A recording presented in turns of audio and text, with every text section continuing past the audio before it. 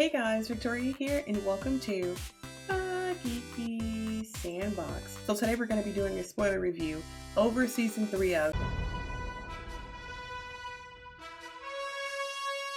Joining me today is going to be Ben and Jazzy. I will put their socials in the description. And of course, if you are new around here, go ahead and hit that subscribe button so you can get more reviews like this one. But yeah, let's go ahead and jump into this one.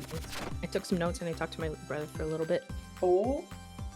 Because he's the better TV enthusiast, or should I say Invincible enthusiast? Or should you say...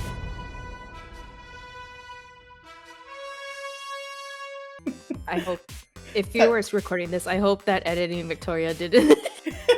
I know. I'm going to have to do it in there. Welcome in, Jazzy and Ben. Say hello. Hello. Hello. We have all watched Invincible Season 3, and about how many episodes were there? There's 8. 9? Okay, Yes. 8. Okay, perfect. So Invincible is based on a comic book series by Robert Kirkman, who you guys know is the creator of The Walking Dead. And so you do see some of those similarities and crossovers with some actors within the Invincible series that were in The Walking Dead, most notably Steven Yeun, who plays 17-year-old Mark Grayson. And so Invincible is about this 17-year-old who comes into his powers, and he kind of has like this huge thing to live up to, who is his father, Omni-Man, who is the most powerful superhuman in the planet, or this planet that exists in this world. Just as Mark starts developing his powers and figuring out what it means to be a superhero, he finds out that I guess the man that everyone looks up to, his father, is not exactly who he says he is. And obviously, since this is a spoiler review, I'll just go ahead and say they are Viltrumites, and a Viltrumite's purpose is to go and kind of be like a planet destroyer, or just kind of like rule a certain planet. I kind of look at them as like little mini Galacti. I feel like they're more scouts to subjugate, and if the population's unwilling to be subjugated, then they are more destroyers. More by force like at that point. Yeah, I feel like they're subjugators by force in general, right? Because his whole goal was to make sure that there were no defenses for the planet, right? True, yes.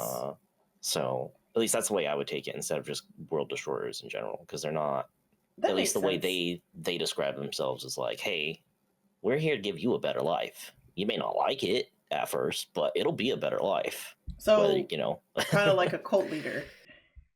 yeah, it kind of sounds that way, yeah. And they're just like, we want you to have a better life. It's just the life that we're going to provide you, kind of deal.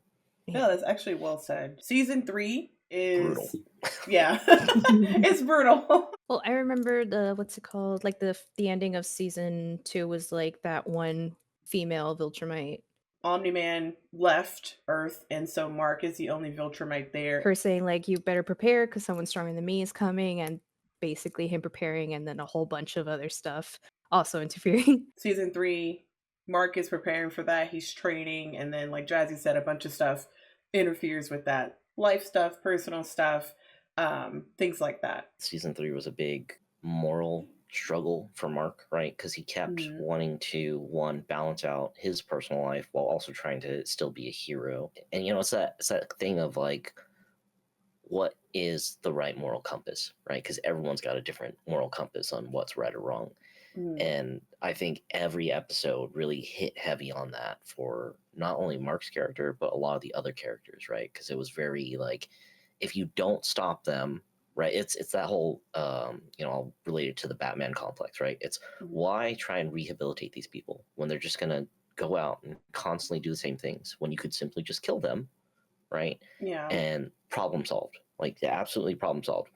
It sounds terrible, right? But that's the moral dilemma Mark was constantly presented, I felt like, in season 3. Like, I felt like every episode they just hammered that. It's like, you need to kill this person. He's just like, I'm not going to kill people. That's not me, you know? That's not my deal. And just every episode's like, you got to kill this person. And he's just like, no, I'm not going to kill them. I'm not doing it. Him trying to figure out, should I give people a second chance kind of thing too? Like, are these people that I feel are going to do the same thing, are they redeemable, right? Darkwing was his name? Yeah, the new Darkwing, technically. Yes, the new Darkwing. Yeah. And then you have Sinclair, and just like a bunch of different people that Cecil is using to kind of like prepare for this Viltrumite air quote invasion, right? And he's like getting these teams together, training them. Was it Multi-Paul that I'm thinking of? When Mark first confronts, oh yeah, when Mark's like, no, he's going to jail. I don't care that he's your brother. And he's kind of in that hardened place of, no, there's no second chances. Yeah, it's to him, it's like justice, right? It's not, it's a very black and white compass. It's like, no, this person killed somebody or was attempting to kill somebody. He needs to go to jail, right? Yeah. There was no wiggle room for Mark at that point. He was very like, this needs to happen. Do either of you feel that at some point it was too repetitive? I'd say for some people it might feel repetitive, but for me it felt very, it was good storytelling. Constantly thinking, oh gosh, this guy can't take a break. It was a lot, but I Yeah. felt like it was done in different ways to reiterate the point of like, it's not just one scenario, right? It's not, the world, Mark, is not black and white as you currently see it, you know? And like, you have to see that in all the different variations, because again, every scenario that he runs into is going to be different. There's the episode where like his mom's in danger and his brother's in danger. Oliver's constantly like, just kill him. Like, that's what you need to do, is kill him. You know, like it happens with Eve, it happens with Rex, it happens with, you know, all these other characters that are either important or becoming very important to him in the story, is like how I feel. So I don't feel like it was too repetitive. I remember the last couple episodes was like, okay, this is over. And then someone else shows up. I'm like, what in the world? This person can't breathe or like train at least for a little bit before he's got to go on to his next fight. And I just felt bad for him. Yeah, it at wasn't that even point. like a full day. It was like 2 hours had passed. And like, the next event was happening. That's why the memes were really funny. Like, Oh yeah, did you send me that one where it's like, oh, finally getting out of the mess of Chicago? Yeah. They're on the beach. I kept getting scared as you bring up Oliver, made me think about when he was just like, why is everybody still really mad at Dad? Is there really no room for like a second chance? And are they going to hate him forever? Which I thought that was like tied in nicely to what Mark was going through. At that point, he thought that he killed like the multiverse guy, right? And so he's just like trying to see if he can forgive himself for doing that, which is part of his whole thing that's holding him back from, I guess, killing people if he needs to. I kept thinking like, oh my God, is Oliver gonna go rogue? He kind of did. Technically, he did, yeah. With right. the twins. Yeah. Yeah. It was an accident. That to me was such an interesting take on it. To me, it showed he was a kid trying to cover up something that he knew he did, right? You know, it's like that kid who accidentally broke a vase in the house. It's like, it was an accident, but in reality, that kid may have been, you know, something they weren't supposed to be doing. It's like, we all saw you, Oliver. We saw you. Like, Yeah, you were very aggressive with this, and there were witnesses. there were witnesses. Just showered in their blood too. Like, right. They ran into my fist. They ran into my fist. So we said that there were 8 episodes.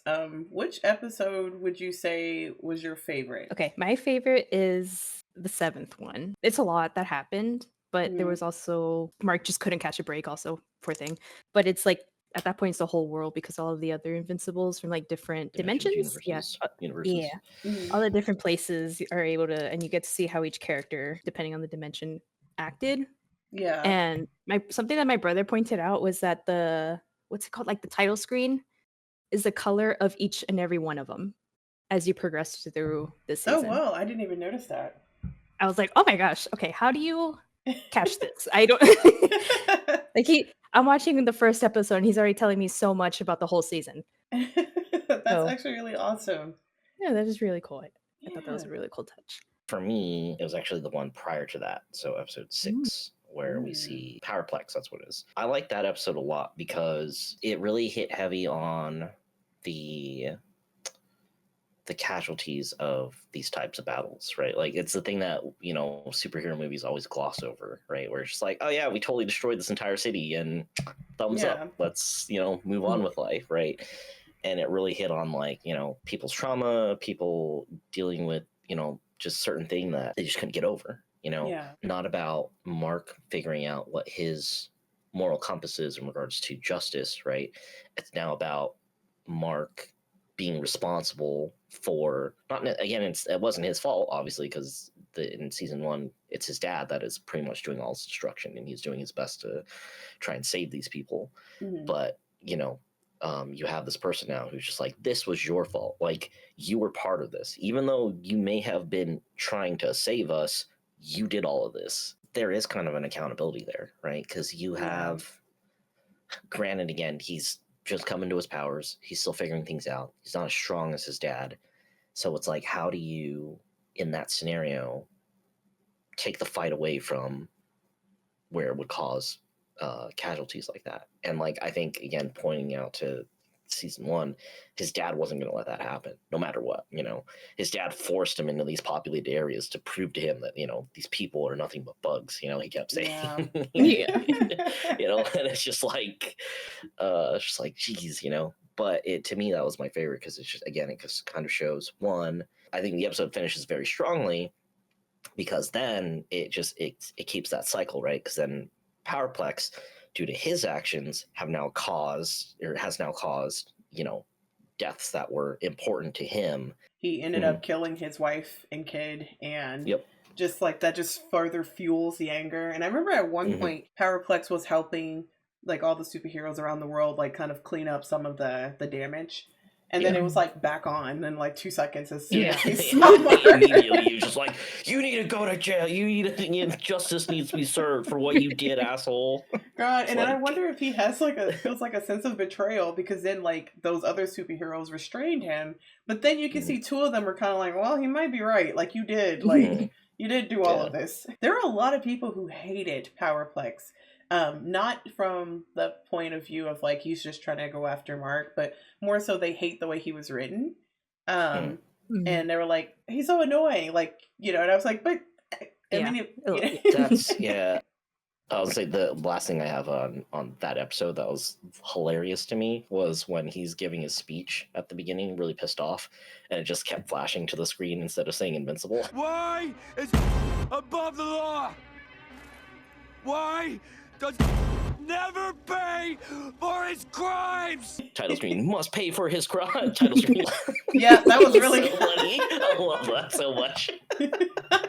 Just like so good. You don't expect it, because I think at that point the episode had been going for like a couple minutes. Yeah, it had been going on for a long time. Yeah, it was a very long opener. It kind of reminds me of, what's the Civil War? Correct me if I'm wrong. But when Stark finishes his whole, Civil War? He finishes his whole expo talking about like the last time he saw his parents. He goes backstage, and I forget what her name is in Civil War, but it's funny because she was also in Luke Cage as Mariah. But Alfre Woodard, she plays the mother of one of the people who died in Sokovia. Stark kind of knew how much devastation and destruction that they caused, trying to save as many people as they could. He kind of maybe had some minor resolve with it until he was confronted with, no, you still killed a lot of people. No matter what you say, there's nothing you can fix. There's nothing you can say to make me feel better unless you were dead, kind of thing, right? I feel like that's kind of the same like Powerplex Mark dynamic there. Granted, there are still people that are gonna blame Omni-Man instead of Invincible because people see that situation in different ways, right? But just kind of the shock that Mark had, even when he went back to talk to him, it was your niece and your sister. It's like, no, that still didn't fix anything. When I get out of here, I'm still gonna kill you. A whole bunch of the emotion building up to a point where it's just like, no, going back. I think for me, I'm gonna piggyback off of Jazzy. Episode 7 was one of my favorite episodes. We have the whole Invincible War thing that went on with all the different guys kind of coming in. What kind of like character design did you guys like the most out of all of the other multidimensional? The other marks. I like that they played with a lot of the stuff. I like the Omni-Man one just because of the mustache. Yeah. Oh yeah. I like that one. Yeah. I guess the main reason this is one of my favorite episodes is because we get to see like the full arc of Rex come to an end. I know, it was horrible. I was like so sad, and I was like, oh my god, am I gonna cry at work? The moment that in the episode when Rex is like, I'll see you when I get back, I was like, he's gone. Oh. I was like, that's it. I was like, no, he's too happy. Things are going great for him. The show's gonna kill him. Yeah. I'm like, it's Robert Kirkman. What do I expect? I'm happy we got to see him kind of grow from the person he was when we met him in season 1 when he was dating Eve to who he is now. Like new relationships, new sense of leadership, just an overall selfless person now. As much as I don't love main characters dying, I do feel like it's important for stories like this because you need stakes. We need to see that this was serious and that there's actually going to be a lasting effect of Angstrom sending out all these other Marks or other Invincibles. I did feel like in episode 8, I don't like Mark's response when Eve is grieving, but that's just me because she's grieving Rex and everything and he's smiling like a freaking idiot. That's just, Yeah. I don't know, something about that just, and I get he could be relieved and like, he was happy that like she was still alive, right? But I was like, she's literally crying about Rex and you guys are at his funeral. Like, this is not about you. And I don't know what it was about it. It like kind of pissed me off. But I was like, Mark, I'm gonna like let you have this because you almost died. But I was like, but you know who did die? Rex. And you're at his funeral right now. Who was your favorite character this season? And then who's your least favorite? I'll have to think about my favorite character, but I will say I kind of hated Oliver, to be honest. Yeah. Me too. It's just, again, great story point for him. I just kind of hated how he didn't listen. Yeah, killing is bad, but killing prevents the rest of this from happening, right? Like, he was very stuck on that mentality of like, yeah, you gotta kill him. You need to kill these people. I feel like me as a kid, like I think about, and I've talked about this before with you, Victoria, where it's like me as a kid, like doing a game playthrough, being an evil person, it was so easy as a kid, right? Because there were no consequences and you fully understood there were no consequences. But like, I feel like as I've gotten older and developed more empathy and relation to the world around me, it's so much harder. That's really what kind of made me hate him, right? Because he wasn't really learning from it. It was just very like I could see a kid doing something wrong and then learning a lesson from it, right? That's a life lesson. Whereas like, it's like, oh, okay, yeah, they yelled at me because I killed the twins. Okay, let's keep killing people. Again, I don't know where they're going to take Oliver in regards to that.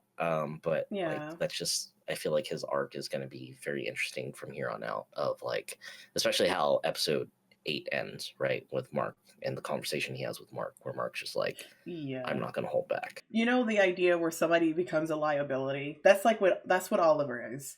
Because then, like, even Conquest made the comment. He's like, "You're too worried about this kid." And I'll say I agree to your point of like, I had that feeling too in every episode where like just how things are going, it just felt like, oh god, he's gonna accidentally just like rip off Debbie's arm or leg or like kill her. Like I felt exactly the same way. Not saying Mark isn't my favorite character, but that's one thing that I was always curious about. Of like, if his dad's a super powerful Viltrumite, how powerful is Mark actually, and how much is he holding back? Because I think of it in terms of like Spider-Man, right? Spider-Man apparently is one of the most powerful superheroes in the Marvel universe, and he's always holding back, because if he didn't hold back, he would literally obliterate people, and they talk about that. And so it's like, is that what Mark would do, right? Like, would he literally just obliterate these people? I feel like we touched a little bit on like what his capability is on that last fight with Conquest. Because like especially how you said he was like more thinking like, no, we shouldn't kill people type thing, but that man bit a part of that guy's neck off. Yeah. Everything was broken, then he started using his head, just like banging him. Like, so I feel like that also opened up what his true power could eventually be, and I wonder how they're gonna take that, or what his limit would be, I guess. I'll land on Donald was my favorite character. Still. I think honestly he's like, I liked him a lot in season 1, and then he died, and I was like, well, that's depressing, because it was like the Coulson effect, right, for Marvel, where it's like you really like Coulson, and then he dies, but Donald gets to come back. Coulson, I mean, technically Coulson comes back. Coulson. He is Coulson. But I still want to know where the bones are, Donald. Where are the bones? Why are there bones? My favorite is probably Rex. Just like my God, how he was able to change himself, and I like that he would catch himself. That little detail where he would catch himself and be like, actually, the old Rex wouldn't do. And he was kind of like charismatic about it too. And I'm like, oh, okay, he's having fun with it. I like this. You also like Rex? I do.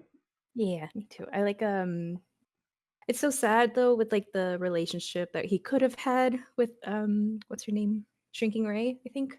Yeah, Ray. Yep. Ray, yeah. I'm not gonna lie, my least that I had written down was Powerplex.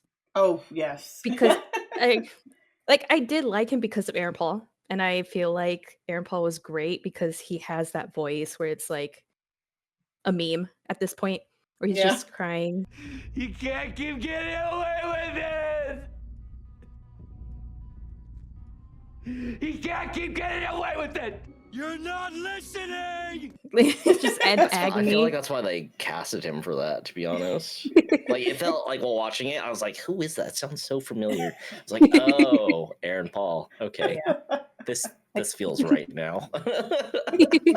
Another segue. Have you seen, I'll have to find it again. I don't know if I sent it to you guys, but I think it was the Carl Weezer voice actor redid the Invincible rant. Why is above the law? Why does never pay for his crimes? It's so funny. I'll have to find it again and send it to you guys. Yeah, I would say the same thing about Rex. Is I just like the development that we have there. Mm. And Mark was not my least favorite character, but Mark got on my absolute last nerve. I sound like a fed up parent. And I feel like a part of that was Mark felt like he had already been trying to be what everybody else wanted him to be. And this season he was like, no, I'm being this person. It's black or white, and that's it. There's nothing in between. I think it was only when the stuff with Cecil started happening that I was like, you understand why he has precautions, right? Like, your dad just killed so many people, and you're the only person in contact that's like similar enough that he would he was a fool to not have anything in place. And I'm sure he doesn't want anything like that to happen again on his watch. So it makes sense. It just sucks that it was revealed the way that it was, right? So I can understand why Mark felt betrayed. Overall, how do you feel about the season? I really liked it. I didn't really have complaints other than Rex dying, but very binge worthy. I feel like I could have finished it all in one day. Oh, for sure. I mean, it's definitely binge worthy if you want to watch it. It is. I mean, it is a lot because it is an hour each, right? So, it is a lot. I thought the season was great. Again, I thought the storytelling was great. As much as I hated Oliver, it's important, right? Like, I always do that in my brain where it's just like, God, I hate this little kid. I really should shut up or like get punched out for a little bit, like, you know, and just like. But I also agree with you in the sense of like Mark's attitude definitely was a little bit too black and white for a lot of the season to me. He's threatening Cecil, and it's just like, again, the whole point of this is protecting the planet. You're not the only one. You've proven you can't defend the planet against your dad, against other Viltrumites who have been here. He has to have a backup plan. He has to have a contingency. Because, like, I would say, if I was Cecil, I would do the exact same steps that Cecil had done. Because it's like, my entire job here is to make sure that we as a human race continue to exist tomorrow, right? Whether that's with you or without you. And so there's where that moral compass of like, okay, he did something really shitty. However, like, this is also something that is able to protect the rest of humanity. But I was like, maybe if he just stopped and listened to Cecil instead of like choking him. I was like, maybe there could have been, maybe not like a complete like they're on the same page thing, but maybe he could understand why. Yeah. Do you guys prefer the original suit or the new suit, the blue and black? I kind of like the new suit more. I really like the old suit, but I think it's what were they calling him whenever they saw him in it? Invincible. Invincible. Invincible. Oh my god. What I would have hoped for, I'll start first. If they just made Eve just as powerful as she's supposed to be. And I know we're at the start of like her becoming a more powerful being, but it's weird to me that Cecil, at least in the show version so far, that he hasn't quite picked up on, or maybe he does know, and I don't know if like some of the conversations they had may have been blocked out, because Eve talked about mental blocks and stuff like that kind of keep her powers like in this very same place where she's only using walls and constructs to like block people and trap people. But it's like she can like change the density of the air. Why are we sidelining Eve?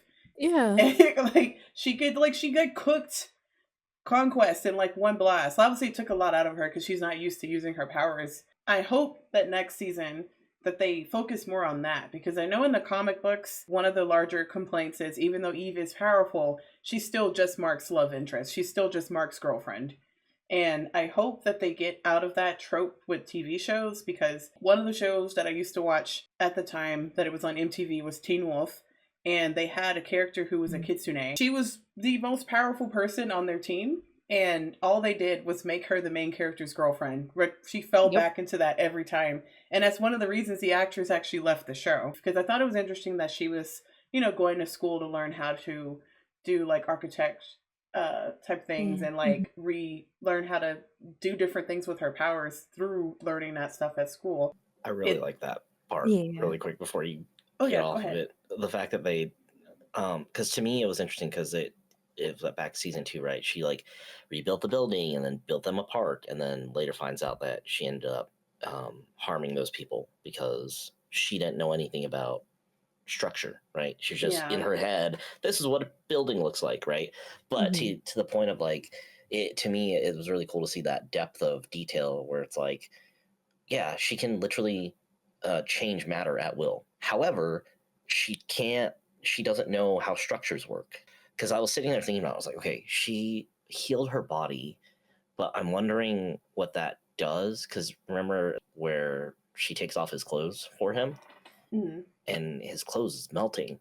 Yes. And I was sitting there, I was like, I don't know what that was. Like, and so to me, it was a thought of like, okay, it links back to the building collapse because she didn't know. So now I'm like, is something wrong with her because she didn't reconstruct her body back properly? How do they kind of just gloss over that as well? They had sex and then they left, but wouldn't his costume be damaged still? Yeah. It's pink and gooey. What'd you do? Oh my god, is my dick gonna turn that way? What'd you do? Oh god! When I saw his clothes, I thought it was like her power kind of like changed. I thought it was like, okay, she has more, I guess, potential with it, and she doesn't really know how to control it, or she overdoes it unwillingly, or not knowing that she's kind of leaves a mark now with whatever she touches. Leaves a mark with Mark. To the thing. Oh! Besides Mark smiling like an idiot during the funeral, and then they just cut into the part where like they're in his room and already undressing. The first thing I thought was like, Rex just died. You just came back from his funeral, and you guys are doing it. That whole ending was kind of odd, because we also talked a little bit about Rudy, right? God, where it's just like, hi, this person died. I also stole his body and face. I'm just gonna steal his name now. Yes, I'm Rex. Oh my gosh. Was there not one person at the funeral that was just like, what the fuck? Like, Rex? Like, was Rex? Like, just, it's just something was off about it. Rudy was clearly all trying to get up in on that, so. That's fair. Oh, God. And then she kissed him and called him Rex. I was like, this is so weird. Yes. Oh my God.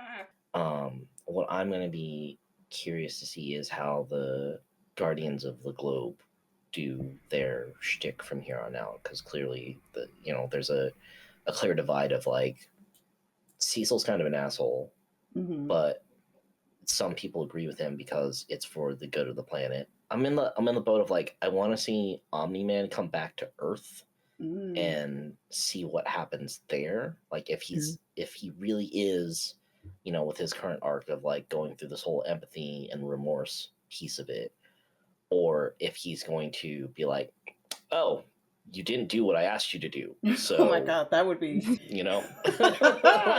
I do want to see more of like just what I have been after, like with Alan the alien and with Omni-Man. I think they just left, right? And with that cat dude, I forgot the Tiger Man. Yeah. I don't remember his name either. Someone lay over the Linkin Park music and where he opens his eyes at the last second.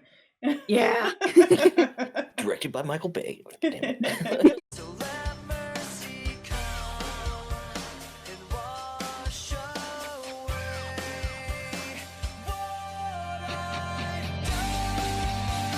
So he might come back, but I wonder if he'll like be with. Well, he just seems like he wants to fight the strongest person. So he's fucking Goku. He's just I want to fight. I just want to keep fighting until someone kills me. That's what he wants. There's always that one character. I like that they also like very briefly touched how Omni-Man has changed just from like talking to Alan, but also like it took him going to prison to realize as well, or like having another wife, having another kid. It's like, why didn't you see this earlier? That's what I'm saying, is like it feels too quick, right? With the span of time that he has lived, everything has felt too quick for him to just immediately change. That's how I feel right now. Yeah. And then also they said that they live for like a whole bunch of, I forgot how many years, but like thousands or millions of years. I'm like, please, if he comes back, please don't make her feel like she has to be back with him. Like, she's found somebody new, she's moved on, she's accepted just kind of like what happened. And sure, he can go apologize or whatever, but I don't want it to be where they're like besties or something. Like I don't know. It's something about it that I don't want him in her life. Just because I'm like, you still caused a lot of harm, and I feel like just like in real life, you don't just get to like wipe it all away because you say you're sorry. You can redeem him. I'm fine. I'm fine with that now. You can redeem him and say he's changed. He's learned so much in like 6 months. You can do that. But I'm also like, please don't force everybody to be like, we love Omni-Man again, because that just would feel so unrealistic to me. Overall, geeky rating out of 5. What do you guys give this season? I'd say 4 out of 5 for me, anyways, just to leave a little gap there for the complaints I had with it. I really did like it, but now like talking with you guys, I'm like, okay, could have been just a tiny bit, but also I'm pretty sure they're gonna do more to it or like add more to it, like the whole Eve, Eve thing, and yeah, it's a high rating for me. It's a 4.5. I like it. I enjoyed it. Nice. Like the first half of the season was like good, very good, but like the second half, like the animation was a lot better. Oh yeah, especially that last season where Mark is like getting up from the floor or something, and you see like the air flowing in his hair, like very smoothly, very realistic. I don't want to say realistically because it's animation, but yeah, it just looked a lot better, and I was like, oh yeah, that does look really nice. It's more attention to detail, essentially. Yeah. I was gonna say 4 out of 5, but I feel like I could give it a 4.25. How about that? Right in between. All right, fine. What are we prices writing this? I'm right in the middle. Get screwed over. That's the average. We just would say is 4.25 because we said 4.25. Does anyone have anything to plug or recommend? What are you guys watching? Where can people find you? Ventus on all social medias. That's me. I would also highly recommend, if you guys have time to watch movies, Mickey 17 and Novocaine. Those are both great. I rewatch everything, so I don't have anything new except for I feel like The Boys. I still need to continue watching The Boys. Yeah, I still want to give it another chance because I think I stopped at like season 2, and I'm like, okay, I need to binge watch it all over again just to like make sure. What was the last movie I saw?